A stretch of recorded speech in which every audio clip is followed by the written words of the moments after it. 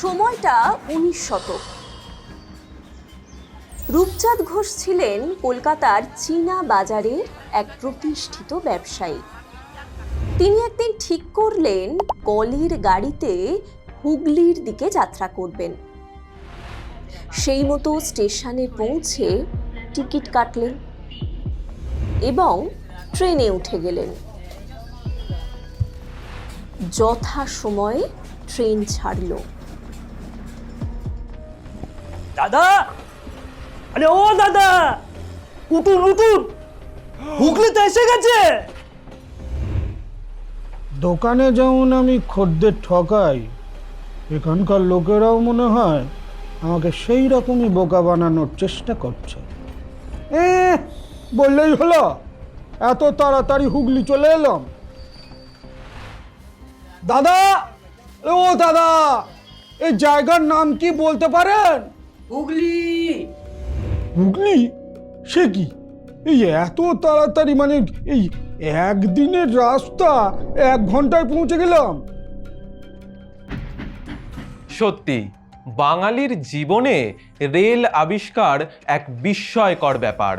একদিনের পথ যে 1 ঘন্টায় যাওয়া সম্ভব তা ছিল কল্পনার অতীত। মন্থর জীবনযাপনে অভ্যস্ত বাঙালির জীবনে গতি এনেছিল এই কলের গাড়ি। তোমরা নিশ্চয়ই বুঝতে পারছো রেলপথের কথাই বলছি।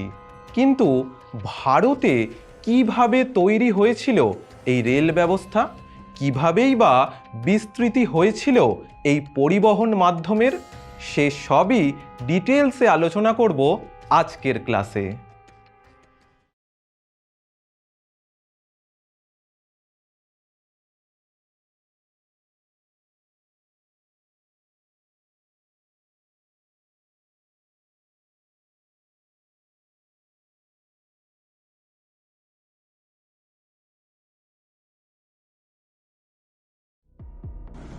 ঔপনিবেশিক শাসনকালে বিজ্ঞানের নিত্য নতুন আবিষ্কারের সঙ্গে পরিচিত হতে থাকে ভারতবাসী।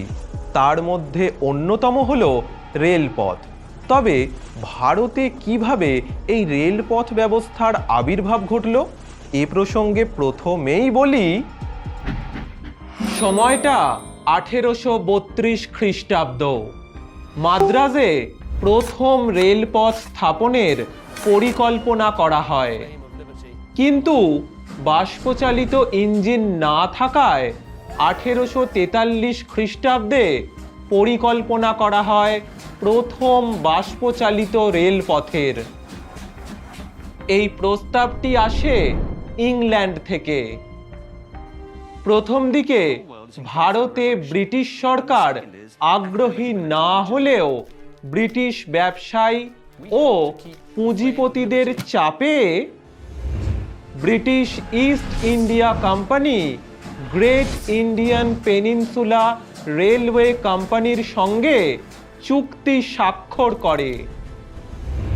শেষ পর্যন্ত লর্ড ডালহৌসির আমলে 1853 খ্রিস্টাব্দে গ্রেট ইন্ডিয়ান পেনিনসুলা রেলওয়ে কোম্পানির উদ্যোগে ভারতে প্রথম রেলপথ স্থাপন করা হয় বোম্বাই থেকে থানে পর্যন্ত, যার দূরত্ব 21 মাইল।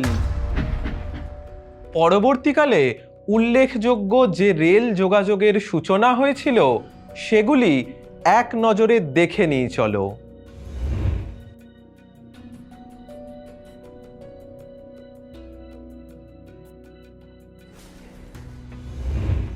এই যে প্রথম রেলপথ স্থাপন হলো, তা কি ভারতীয়দের কল্যাণের কারণে, নাকি ব্রিটিশ সরকারের স্বার্থসিদ্ধির জন্য? এই প্রশ্নের উত্তর পেতে হলে আমাদের জানতে হবে রেলপথ প্রবর্তনের উদ্দেশ্যগুলি। প্রথমেই যে উদ্দেশ্যটির কথা বলবো তা হলো ব্রিটিশ পুঁজির বিনিয়োগ। শিল্প বিপ্লবের ফলে ইংল্যান্ডের শিল্পপতিরা তাদের উদ্বৃত্ত পুঁজি ভারতে রেলপথ নির্মাণকে নিরাপদ ও লাভজনক মনে করে পুঁজি বিনিয়োগে উৎসাহী হয়ে ওঠে। এর মূল উদ্দেশ্যই ছিল মুনাফা অর্জন। এছাড়াও কাঁচামাল সংগ্রহ ছিল তাদের অন্যতম উদ্দেশ্য। ইংল্যান্ডের কারখানাগুলিতে উৎপাদনের জন্য প্রয়োজন পড়ে প্রচুর কাঁচামালের। তাই ভারতের বিভিন্ন অঞ্চল থেকে কাঁচামাল সংগ্রহের জন্য প্রয়োজন পড়ে রেল ব্যবস্থার। এর পাশাপাশি বিদেশি পণ্য ভারতের প্রত্যন্ত অঞ্চলের দূর দূরান্তের বাজারগুলিতে পৌঁছে দেওয়ার জন্যেও রেল যোগাযোগের প্রয়োজন দেখা দেয়। চলো এবার দেখি অপর একটি উদ্দেশ্য, ইস্পাত ব্যবসায়ীদের স্বার্থ রক্ষা। প্রচুর লোহার সরঞ্জাম, রেল লাইন, ইঞ্জিন, গাড়ির বগি সরবরাহ করার জন্য ব্রিটিশ ইস্পাত ব্যবসায়ীরা ভারতে রেলপথ নির্মাণে আগ্রহী হয়ে ওঠে। আর সবথেকে যেটি গুরুত্বপূর্ণ তা হলো রাজনৈতিক কারণ। ব্রিটিশ শাসিত ভারতে রাজনৈতিক ও প্রশাসনিক প্রয়োজনে দ্রুত সংবাদ আদান প্রদান ও যোগাযোগ বজায় রাখতে রেল অত্যন্ত প্রয়োজন ছিল। তাছাড়া ভারতের বিভিন্ন অঞ্চলে বিদ্রোহের মোকাবিলা করা, বহিঃশত্রুর আক্রমণ থেকে রক্ষা করা, শান্তি শৃঙ্খলা রক্ষা প্রভৃতি কার্যকর করার উদ্দেশ্যে ব্রিটিশ সরকার ভারতে রেলপথ স্থাপনে উদ্যোগী হয়। এর পাশাপাশি সেনাবাহিনীকে দ্রুত অন্যান্য অঞ্চলে প্রেরণ করা, তাদের কাছে খাদ্য সামগ্রী, অর্থ পৌঁছে দেওয়া, এক কথায় সামরিক কারণও ছিল রেলপথ প্রবর্তনের অন্যতম উদ্দেশ্য। এ প্রসঙ্গে ঐতিহাসিক সুগত বসু ও আয়েশা জালালের ভাষায় বলাই যায়, ভারতের সুবিখ্যাত রেলপথ নির্মাণে ব্রিটিশরা তাদের ঔপনিবেশিক শাসনের ভূমিকার ধ্বজা ওড়ালেও ভারতে রেলপথ নির্মাণ আসলে ছিল ব্রিটিশ প্রশাসন ও অর্থনীতির পথ প্রশস্ত করার এক সুপরিকল্পিত পদক্ষেপ। রেলপথ প্রবর্তনের উদ্দেশ্য তো হলো, এবার জেনে নেব রেল ব্যবস্থার অগ্রগতি সম্পর্কে।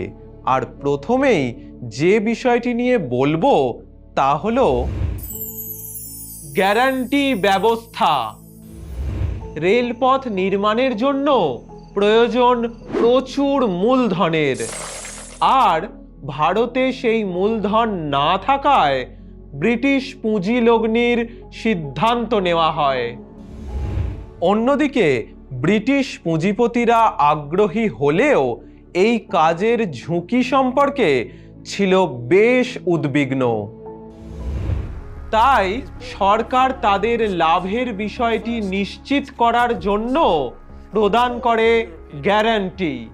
তাকেই বলা হয় গ্যারান্টি ব্যবস্থা। এই গ্যারান্টি ব্যবস্থায় ঠিক কি কি বলা হয়েছিল একটি চার্টের আকারে দেখে নিই চলো।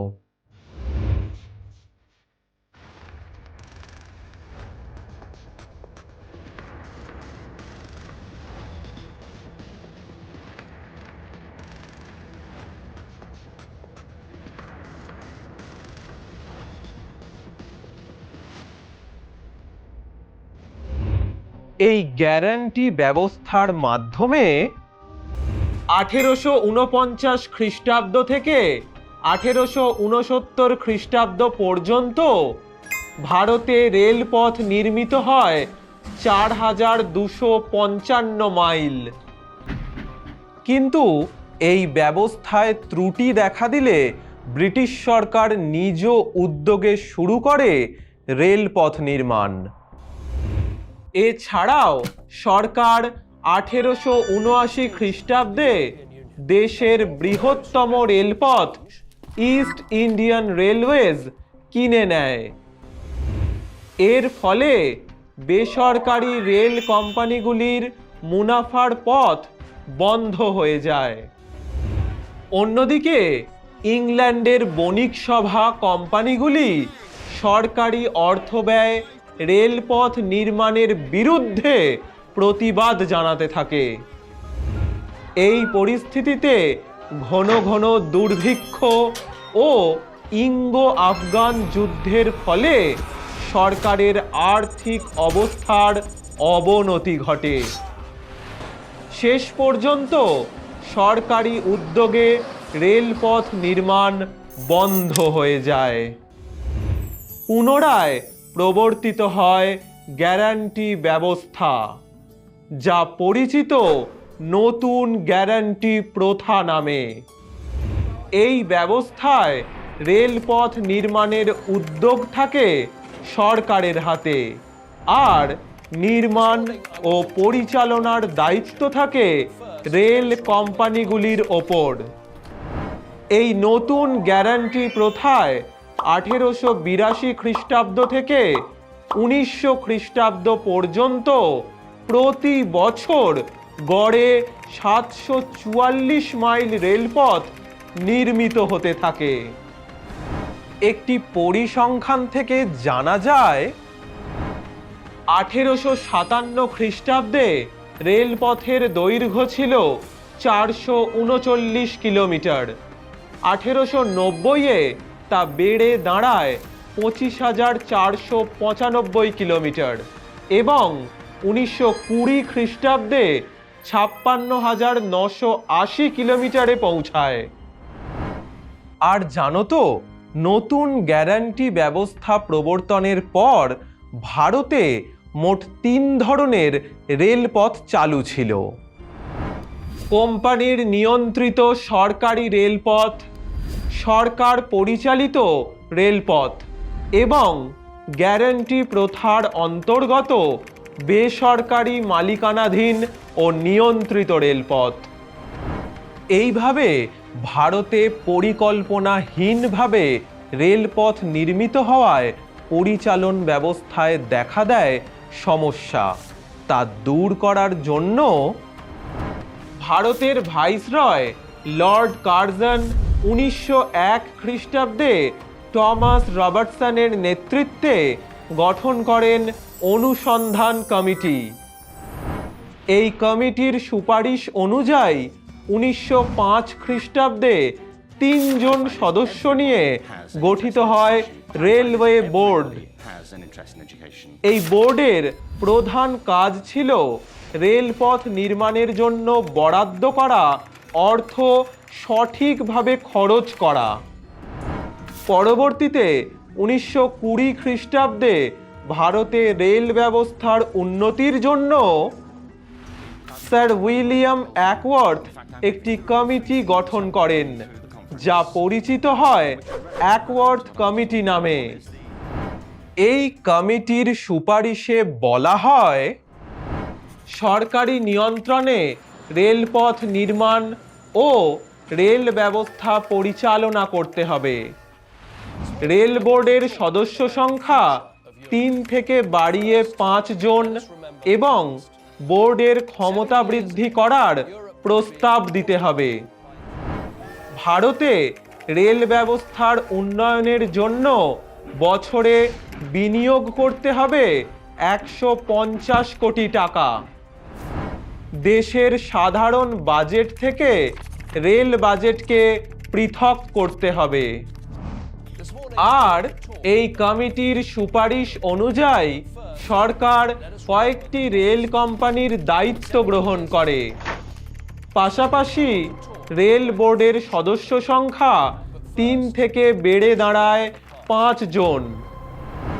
এছাড়াও 1924 খ্রিস্টাব্দে স্বতন্ত্র রেল বাজেট প্রবর্তিত হয়, যা 1947 খ্রিস্টাব্দ পর্যন্ত কার্যকর হয়। রেলপথ নির্মাণ ভারতীয় জনজীবন, ভারতীয় সংস্কৃতি ও অর্থনীতির ওপর এক বৈপ্লবিক পরিবর্তন সূচিত করেছিল। পশ্চিম ইউরোপ ও মার্কিন যুক্তরাষ্ট্রের মতো শিল্প বিপ্লবের অনুঘটক হওয়ার পরিবর্তে ভারতবর্ষে রেলপথ সামগ্রিক উপনিবেশীকরণের অনুঘটক হিসেবে কাজ করেছে। বিপানচন্দ্র, ইরফান হাবিব উভয়ের এই বক্তব্য ভারতীয় রেল ব্যবস্থা সম্পর্কে, অথচ এই বক্তব্য দুটি একে অপরের থেকে সম্পূর্ণ আলাদা। একজনের বক্তব্য যদি রেল ব্যবস্থার সুফলের দিকটি তুলে ধরে, অপরজনের বক্তব্যে উঠে আসে কুফলের দিকটি। এবার তাহলে ভারতীয় জনজীবনে রেল ব্যবস্থার প্রভাবের উভয় দিক নিয়েই আলোচনা করা যাক। এ প্রসঙ্গে সুফলের দিকগুলি দেখে নিই চলো। আর প্রথমেই যে পয়েন্টের কথা বলবো তা হলো আমদানি রফতানি বৃদ্ধি। রেল পরিবহনের দরুন কাঁচামাল সহজে বিদেশে রপ্তানি করা এবং বিদেশ থেকে আগত পণ্য দেশের নানা অঞ্চলে পৌঁছে দেওয়া দ্রুত সম্ভব হয়। পাশাপাশি রেলপথের মাধ্যমে অভ্যন্তরীণ বাজারগুলির মধ্যে গড়ে ওঠে যোগাযোগ। এর মধ্যে দিয়ে ভারতীয় কৃষিপণ্য আন্তর্জাতিক বাণিজ্যে প্রবেশ করে। ফলস্বরূপ কৃষির বাণিজ্যিকীকরণ ঘটে, যার দরুন উৎপাদক শ্রেণীর সামনে নগদ অর্থ উপার্জনের পথ খুলে যায় এবং উৎপাদনের উপাদান হিসেবে জমির মূল্য বৃদ্ধি পেতে থাকে।